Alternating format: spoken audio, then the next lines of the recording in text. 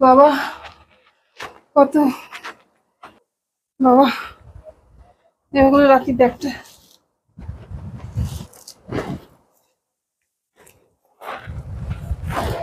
কাজের মেয়েটা গেল কোথায়? হ্যাঁ, আসেনি আজকে। তোমার এখন আসার সময় হলো? এখন আসার সময় হলো মানে? কটা বাজে? তুমি এমন করে আমাকে জিজ্ঞাসা করছো যে এখন আসার সময় হলো? তুমি তো জানো আমার ডিউটিটা কেমন। তো জিজ্ঞেস করবো না কেন? না, তুমি জিজ্ঞাসা করবে কেন? তুমি যখন আলবাত করবো জিজ্ঞাসা। তুমি এইভাবে জিজ্ঞাসা করতে পারো না। যখন বিয়ে করেছিলে তখন তুমি জেনেই বিয়ে করেছিলে যে আমার ডিউটিটা কেমন। আমার যখন তখন ডাক পড়ে আমাকে চলে যেতে হয়, জিজ্ঞাসা করে নিও। আজকে 1.5 দিনে 2 দিনের মাথায় আমি ঘরে ঢুকছি, আমাকে দেখো বিধ্বস্ত অবস্থায়। তা বলে তুমি এত রাত্রির করে বাড়ি ঢোকবে? তুমি কোথায় আছো, কি বৃত্তান্ত আমি জানতে চাইবো না তোমাকে? আমাদের ডিউটির কোনো আছে, কোনো শিডিউল আছে যে এই টাইমের মধ্যে আমাকে ঢুকতে হবে? আমার যদি এই যে আমি ঘরে ঢুকলাম, আমাকে যদি মনে হয় যে এক্ষুনি যদি আমার কল আসে, আমাকে কিন্তু এক্ষুনি বেরিয়ে যেতে হবে আবার। তুমি তো জানো আমাদের ডিউটির কোনো টাইম টেবিল আছে যে না আমি এই সময়ের মধ্যে ঢুকতে পারবো না, এই সময়ের মধ্যে বেরোতে পারবো না। আমাদের যখন তখন ডাক আসবে, আমাকে তখনই বেরিয়ে যেতে হবে। তুমি তো সব জেনেই বিয়ে করেছো, আজকে তোমার হঠাৎ এই প্রশ্ন আসছে কেন? প্রশ্ন যখন এসছে আমি প্রশ্ন করবই, তার উত্তর তোমাকে দিতেই হবে।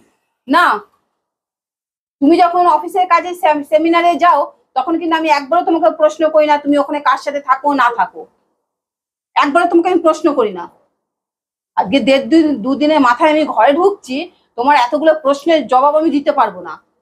আমি খালি ঘরে ঢুকে কি বললাম, আজকে ঘর দরজা দেখছি নইলেকার হয়ে আছে, আজকে কাজের মেয়েটা আসেনি। সেসব খবর তুমি রাখো নাকি কখনো? কেউ এসছে না এসছে? কি করে রাখবো আমি? আমি ডিউটি করবো না? আমি তুমি একা করো না ডিউটি? ডিউটি আমিও করি। তুমি একজন নিজের সিভিলিয়ানের ডিউটি তুলনা করছো।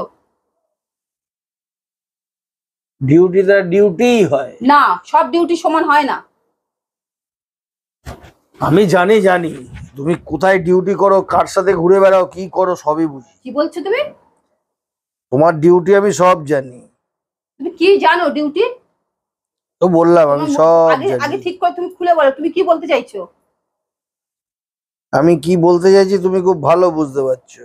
হ্যাঁ, কি বলতে চাইছো? মানে আমি কারোর সাথে কোনো সম্পর্কে আছি কিনা, এই আছি কিনা, তুমি সেই কথা বলতে চাইছো? আমি তো বলে দিলাম আমি যেটা বলতে চেয়েছি তুমি খুব ভালো বুঝতে পেরেছো। তোমার তো ইঙ্গিতটা হচ্ছে এইদিকে। একটা কথা তোমাকে বলে রাখছি, যে কোনো সম্পর্ক হোক বা পরকীয়া হোক, বেশি সেই সম্পর্কে না মাটি খুঁড়তে যেও না। সম্পর্কের ভেতর জোয়ার ভাটা নিয়ে বেশি অঙ্ক কষতে যেও না।